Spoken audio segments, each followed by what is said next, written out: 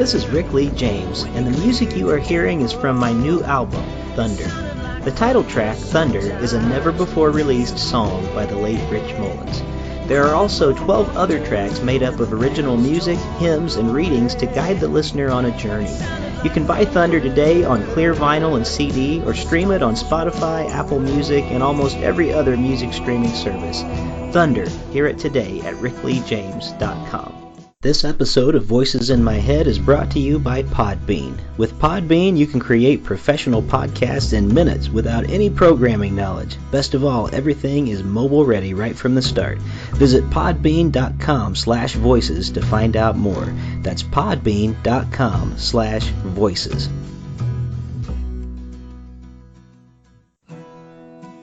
Welcome to Voices in My Head, the official podcast of me, Rick Lee James. I'm a recording artist, a singer, a songwriter, an author, a worship leader, and an ordained minister in the Church of the Nazarene. The Voices in My Head podcast is where I discuss music, movies, books, pop culture, theology, and more with friends, colleagues, and sometimes just by myself. Now make sure to let me know what you think of today's episode by leaving me a review on iTunes, or by tweeting at me at Rick Lee James on Twitter. And please join my mailing list at rickleejames.com, where you can receive an email every time a new episode is released. And by the way, in case you're interested in a daily dose of kindness and encouragement beyond this podcast, I also run the Twitter account at Mr. Rogers Say, where I post daily quotes from Fred Rogers, one of the voices in my head. Well, I guess that's it for the intro, so sit back, relax, and listen to the latest episode of Voices in My Head. Welcome back to Voices in My Head, everybody. As always, I'm your host, Rick Lee James, and I'm really excited about this episode today because one of my songwriting heroes, somebody who I've had a few conversations with over the years, but not on the podcast, is with me today. It's Keith Getty. I wanted to re-record my intro because I was actually talking to him on a phone call when we recorded this, and he's in Belfast, and I'm here in Ohio, and I just didn't feel very good about the intro. I was messing up some words, so I wanted to just go ahead and kind of give you this quick intro before we get going. But Keith is one of the great hymn writers of our day, and it's really a special thing to be able to have him on the show. He and I both share a love of St. Patrick, and a few years ago he recorded a demo of my song, Christ is Lord, Christ Before Me, and it was such a boost in the arm to know that he thought it was a worthy song, and even though they ultimately didn't record it, I've just been riding high on that for years because I respect him as such an incredible hymn writer, and so it's a real privilege to finally have him on the Voices in My Head podcast so that we could talk about his upcoming conference called Sing, which is going to be happening in Nashville, Tennessee on August 19th. It's 19th through 21st, actually. This is going to be a really great conference. I hope you can join us there. I am so looking forward to being there, not only as an artist and to be able to advertise my new album, Thunder, in the main sessions, but also to be able to record some podcasts for Voices in My Head live on location. And I'm going to try to get as many artist interviews as I can. More than anything, though, I'm excited about the movement that is Sing. It really is much more than just a conference. I really think God is doing something powerful with the conference, and I want as many pastors and worship pastors and even laymen who are interested in getting the church singing to come and be a part of the show. So here's the intro that I was going to give, that I tried to give, but I messed it up on our conversation, and then we're going to go right into my talk with Keith Getty. My guest this week on Voices in My Head is Keith Getty. Keith and his wife, Kristyn Getty, occupy a unique space in the world of music today as preeminent modern hymn writers. In reinventing the traditional hymn form, they have created a catalog of songs teaching Christian doctrine and crossing the genres of traditional, classical, folk, and contemporary composition, which are sung the world over. In Christ Alone, penned by Keith and Stuart Townend, it holds the #1 position of most frequently sung hymn in UK churches for the past 9 consecutive years. The Getty's hymns are used both in contemporary and traditional circles, being included in most modern hymn books, while in the more contemporary church, more than 60 of their songs are featured on top 2000 CCLI charts between the UK and the USA. And the Gettys also created Sing, concerts, events, and conferences which exist to inspire deep theology, timeless artistry, and vibrant singing for the whole family of God in cities across the world. And now I present to you my conversation with Keith Getty. Thank you for listening to Voices in My Head. Keith Getty, welcome to the Voices in My Head podcast. It's an honor to be on the show. Thank you so much indeed. Well, I am such a big fan of your writing and have been listening and leading the music that you've made for years, so it's a real honor to have you here today. And I don't want to waste any time. I want to go right in and talk about the Sing Worship Conference that's happening in Nashville, August 19th through 21st. First question for you, who is this conference for? This conference is for worship leaders and for pastors and for musicians of every description. And it is, there's actually so many people lined up. There's 30 speakers, there's 7 plenary sessions, there's 50 breakout sessions. How in the world do you bring together so many people for such an event like this? Well, we've got a wonderful team. I'm not a particularly well-organized guy. I do what I do my best to connect with people, connect with key relationships. And almost all the people who come to our conference are people who I love being with. So I connect with them and give them the vision, but all the intelligent organization is done by other people. Well, and I know that one of your main goals, which I so appreciate, is that you want congregations to be known for their singing and not just for their music. And I think that's an admirable goal. How is this conference going about trying to help other churches make that their goal, that they would be known more by their singing than just their music? Well, I think all of life is in the questions that we ask, isn't it? And so when we think of what is the music like in our church, really the core of that is what's our congregation singing like. It's not what is the band like, what's the style of music like, what's the worship leader like, or what style of songs do we go for? It's actually how do the congregation sing. So I think it was trying to get churches back to that. I got so frustrated with the trends in modern worship that I wanted people to ask the core question, how do my congregations sing? And then after that, what do they sing? Because the Bible is not ambivalent to what we sing, but the Bible actually cares very deeply about what we sing and what we don't sing.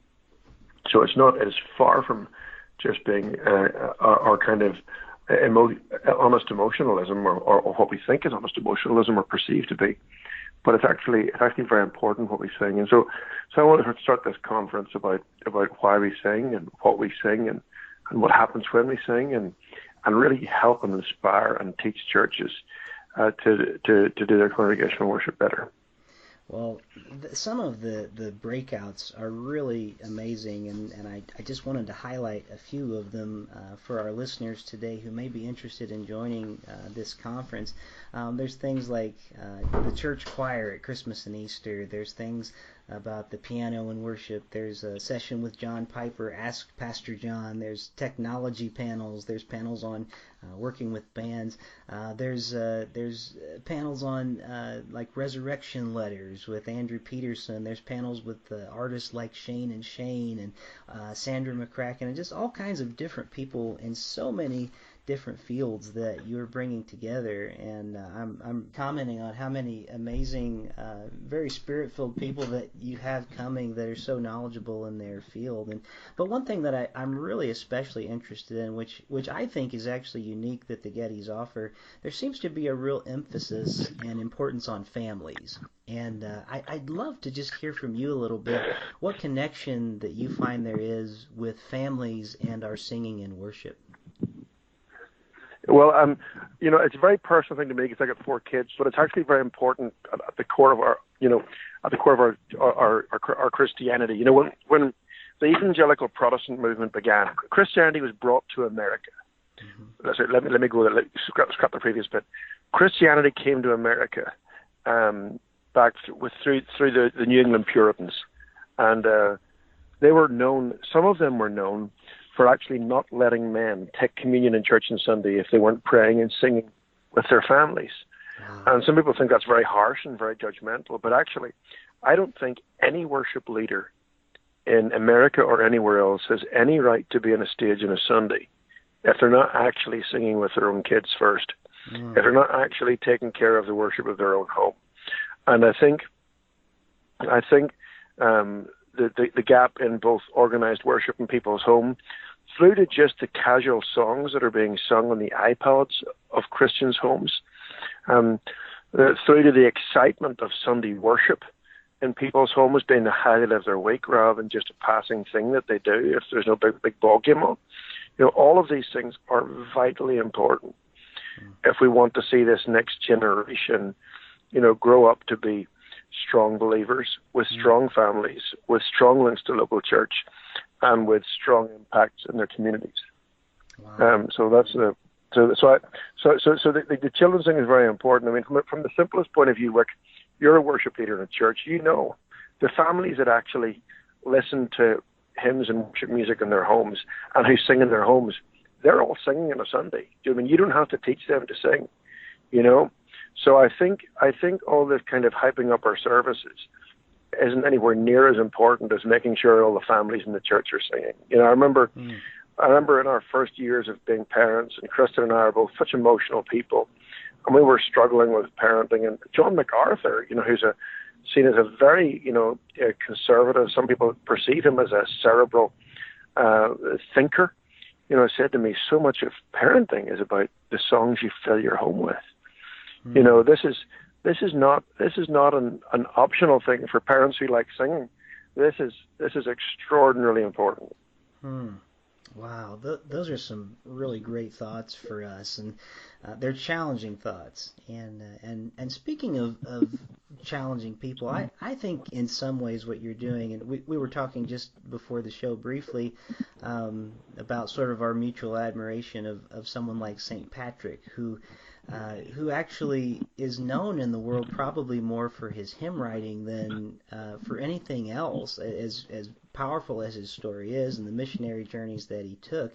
But I think I see what is happening in like something like the Sing Conference, or I think it's much more than a conference. I think I'm seeing it as a movement that's beginning with people that care about spreading the word of Jesus throughout the world and throughout the lands, really almost in this spirit of really, I think, what someone like maybe Patrick did as they were going on. And I'd love to ask you, kind of in that spirit, as we're thinking about the songs that we sing and the songs that we're writing, what are some of the criteria that you're going after when you're writing a song for a congregation, or even when you're looking for a song to lead to a congregation that's worth singing? Well, thank you, Patrick. Thank you for your kindness and for the good question. I think what the Bible says to us when we meet together, the Bible commands us to sing many, many times. The New Testament commands us to get together, sing psalms, hymns, and spiritual songs. But it's not obsessing with those as styles. What it's saying, it's giving us certain commands. It says, number one, it says, let the word of Christ dwell in us richly. So if you take that and then you marry that with the modeling in the Psalms, the book of Psalms and how the Psalms are written, what we see is a very deep, rich, and involved understanding of the God of the Bible. In other words, authentic worship begins with God. Authentic worship is not. You don't say the worship in church was authentic because I felt emotionally moved. Frankly, that's irrelevant. It doesn't matter. If you're not a particularly emotional person, or you're dealing with, an illness diagnosis, or one of your kids is in hospital, you're not going to feel moved anyway. Do you know what I mean? Yeah. Chances are. So authentic worship begins with an authentic picture of God, a big picture of God. John Piper describes it as, as I am, so it begins with God. And if our view of God is not infinitesimally bigger and deeper than our view of every other part of life, then we've got then we're starting from the wrong position. We're looking through the wrong lens. We're looking up a telescope the wrong way. So when we think about the songs we sing, let's make sure that the God of it. I mean, just take the Psalms, for example.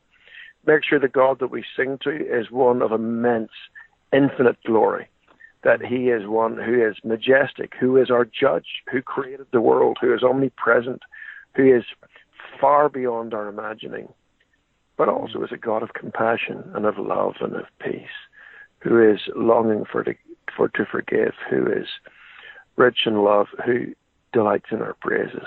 Do you know what I mean? So let's make sure the God of the Bible that we sing has all these extraordinary facets that the Psalms sing about, even the things that we don't like, because he is a God of wrath. He is a God who hates evil. He is a God who punishes evildoers. He is a God who cannot stand the wicked. He is a God who is angry. And so if we're not singing about these things, we're singing about a God who represents a therapeutic teddy bear. And the problem is there's lots of therapeutic teddy bears out there.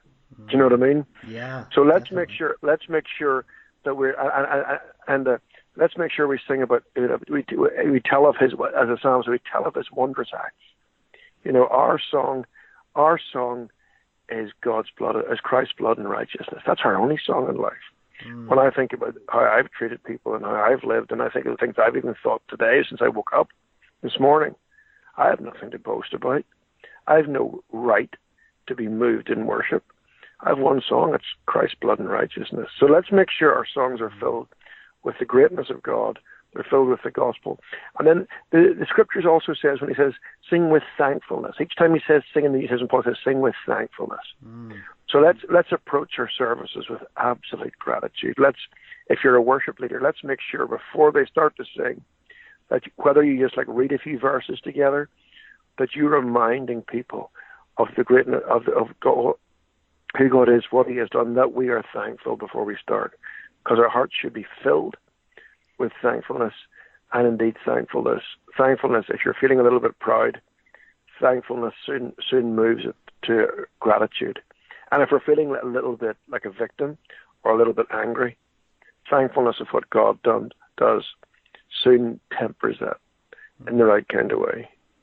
Oh wow, those are some really great thoughts for us, and you know, I think you're right. There's such an importance to rich songs that we sing that are worth singing, and you know, it came home to me a few years ago around my grandmother's bedside as she was passing away from this realm into the next to be with the Lord, and she was one that we sang with a lot.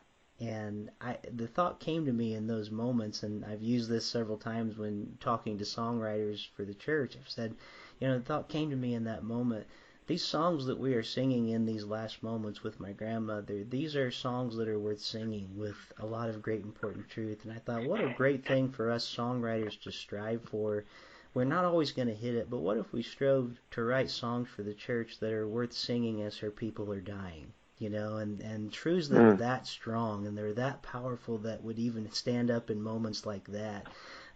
So I so appreciate what you're saying about the richness of hymnody, and I think it's something that, you know, you've talked about many times about that's how we build deeper believers, and yeah, it's just such a powerful way to do that. So the Sing Conference is coming up, and that really, I think, is, you know, what I'm hearing from you is the goal of conferences like these. It's not just to come and hear the big new idea. It really is to help us to become churches that are known by our singing.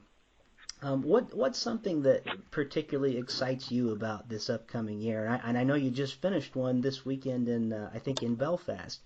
Yeah, it was a regional. We did a regional event. Yeah, in Belfast. It was we had 1,100 leaders at the event, and then we had 9,000 at the arena event, and it was really special time. That's powerful. So what's something that's really exciting you about the upcoming conference in Nashville? Well, honestly, I love the conference because of the sheer range of people, because I know the character of the people. I don't invite names that are in the concert scene. Or the conference scene. I invite people who I know. So I love these people. I believe in them. I love the combination of theology, of people who lead music in church, and of just world-class artists who love the Lord and love the church, and the sheer creativity and the mix of all those things I just think is really stimulating. But I think, honestly, of all the things this year, I think it's just the fact that we're actually looking directly at the life of Christ. Monday, the incarnation, his birth, his vulnerability, his life, his teachings. Tuesday, we're looking at the Easter story, his death, his resurrection. Wednesday, we're looking at both the Great Commission that we have now and the second coming that is coming. And it's just, to just do something as beautiful as this, and as centered as this, is great for our souls, but it's also so very, very, very practical.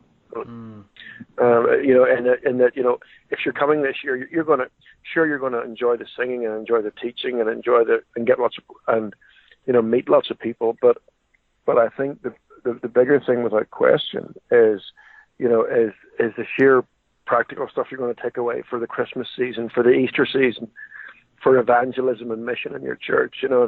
So much of our year is spent stressing about those three areas, those three seasons, and what are we going to do musically. And hopefully every single person this year is going away with just piles and piles of practical stuff. So that's exciting. That's exciting. And I want music directors and pastors and musicians to be leading this year excited about the Christmas season, excited about the Easter season, excited about mission, evangelism, and all these things in their churches.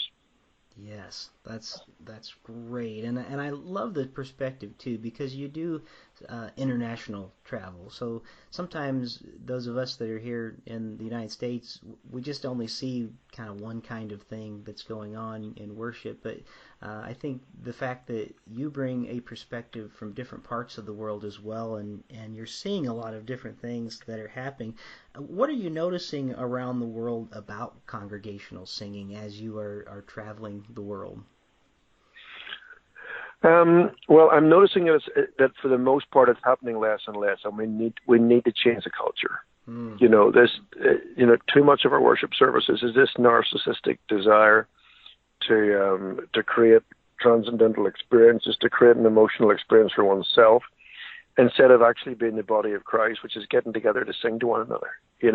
I sing on a Sunday not because I like the music or because I like the music guy or because I necessarily feel this, that, or the other. I'm there because God has commanded me to sing, because God has created me to sing, and because this gospel, this story of what Christ has done on the cross and the resurrection, is so much greater than the greatest sporting story, the greatest salacious gossip, the greatest sensational historical moment that happens in our lifetime, is tiny compared to this extraordinary gospel story that I go on Sunday to sing about that, and I sing it to the people in my church. I sing it to the guy on the row in front, even though I don't know him particularly well. I sing it because somebody in the church may be struggling with temptation, maybe struggling with depression, maybe discouraged, and so we get together to be church, to be family, to sing to one another. Wow, that's some really good insight for us today. I did want to let listeners know too, in case they don't know. I think probably just about everybody knows about your hymns, especially most popular ones like "In Christ Alone," things like that. But I wonder if some of our listeners are aware that you and Kristyn have also written a book called "Sing," and I wondered if you might want to tell us a little bit about the book while you're here as well. I'll be honored to do that. Yeah, it's a real short book. It takes about an hour and a half to read. We wrote this book in 2017 to just help us think about why we sing, and then what happens when we sing. So why we sing, and then what happens to us as individuals, what happens to us in our families, our marriages, our children, what happens in our churches, what happens to the wider community. And there are a bunch of little tips at the end, tips for pastors, for musicians, for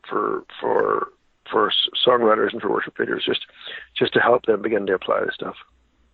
Well, and it's a great little resource, and I did want to recommend it because it's really... Thanks, Rick. That's really kind. Thank you. Yeah, it really helps us, I think, as worship ministers and even pastors to be thinking. And I especially appreciate your emphasis upon, senior pastors really setting the tone for congregations in worship. I think too often we'll see congregations, at least sometimes in the places that I travel, it seems like there's almost, we're just kind of waiting. They're just kind of waiting in the wings until the sermon starts. But there really is a sense in which the senior pastor is essential in this. And so I always appreciate that. About the way you emphasize that in worship too. So there's a lot of good jewels in the book "Sing" for many of us to carry on.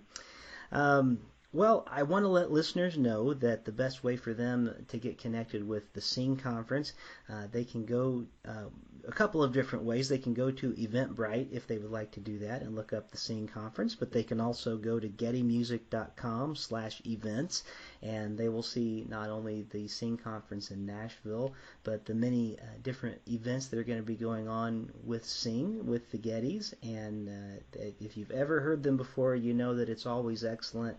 And it's especially excellent because you do have the church at heart and spreading the message of Christ, and so we so appreciate that. Well, is there anything else that you would like us to highlight while we're here on the program about the conference, or anything that you have in the works that you'd like us to know about? We would love people to come. Obviously, there's concerts in the evening as well, a big Bridge in the Arena concert. There's a concert at the Grand Ole Opry each night, so your ticket includes passes to all these concerts. A Handel's Messiah sing-along if you like, if you grew up singing in choirs. There's also a pre-concert on the Sunday night with Johnny Erickson Tala telling her story, which is just going to be extraordinary. So these are beautiful, beautiful nights, and we'd really recommend them to all of you. Oh, wow. Well, I can't wait to be there, and I'm excited that I do get to attend this year, and I'm going to be there just enjoying every bit of it, and it's going to be a great time. And I especially I wanted to thank you as well, because I know that you've been featuring my friend Andrew Peterson with his wonderful song, Is He Worthy, at your conferences, and I've been amazed to see the way that God has use that not only in my local congregation, but just the way that God seems to be using it around the world. And it's such a powerful song because it is just so Christ-focused. And so I want to just thank you for giving him that platform, because it's amazing. Well, listen, it is my absolute privilege. And we were with him last night, and he was with us in Belfast on Saturday. It was fantastic. So thank you so much. That's amazing. Thank you, sir. Well, Keith, it has been a real privilege to have you on Voices in My Head today, and as I say to all my guests, thank you for being one of the voices in my head this week. Thank you, Rick. Thank you for joining me here this week on Voices in My Head. I hope you'll visit me on my website at rickleejames.com, where you can find out more about me, get my music on vinyl and CD, follow my blog, and even schedule me for a concert or a speaking engagement. Better yet, even a book signing in your neighborhood. You can find all that and more at rickleejames.com. Also, it would mean a great deal to me if you could write a review of this podcast on iTunes. The more positive reviews that we receive, the more visible this podcast will be online. And now, for the benediction. May the God of hope fill you with all joy and peace in believing, so that by the power of the Holy Spirit, you may abound in hope. God bless you, and thank you for listening to Voices in My Head.